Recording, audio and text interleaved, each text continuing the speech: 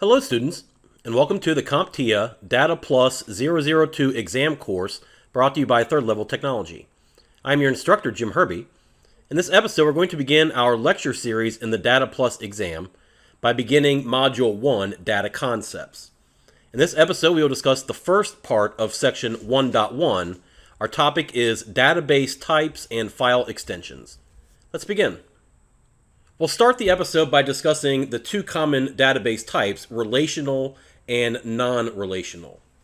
A relational database is one where we are trying to identify relationships and correlations between data and information in different database tables. A database table is the way that we store and organize all of the data in a relational database. We use keys to identify relationships between data that is stored in different tables within the database. A relational database is divided into different components called schema. Your database schema includes all of your database tables, as well as all the rows and columns within the database. Your rows are data points that are displayed horizontally. These are your individual data records. Your columns, or your vertical fields, are the different attributes that are identified to a specific data point. A common example of a relational database is within your business, all of your employees, your individual staff, will be all of your rows, your records. Your columns will be data points such as date of birth, social security number, and other personally identifiable information. With relational databases, we use SQL, the structured query language. SQL is the programming language we use to not only to create, but to query and manage the data stored within our relational databases. Let's contrast with a non-relational database. Non-relational databases are all the other different types where we are only concerned with storing our data in efficient formats.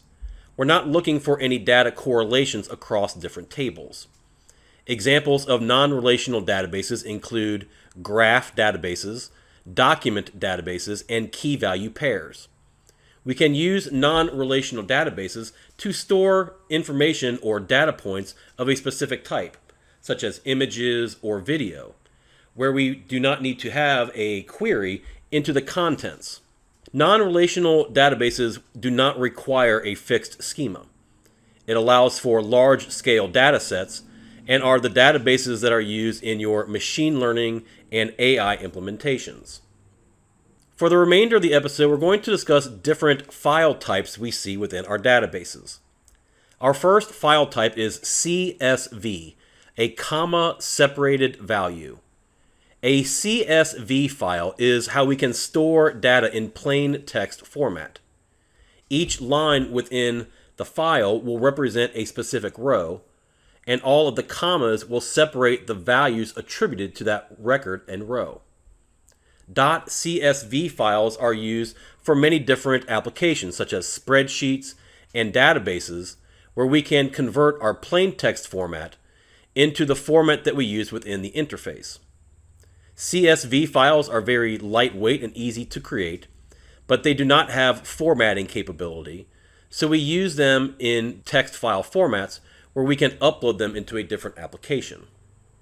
Our second file type is an XLSX file. This is a file we use for Excel spreadsheets in Microsoft. XLSX files allow us to create and store spreadsheets with different schema, charts, and formulas within the Microsoft Excel application. Can also be converted to use in your Google Sheets applications. We use this file type in our Excel application files in enterprise and business environments for data reporting and analysis. Our next file type is JSON. This is short for JavaScript Object Notation. JSON files will store data as key value pairs and data arrays. This allows our information to be stored not only in human-readable, but machine-readable formats simultaneously.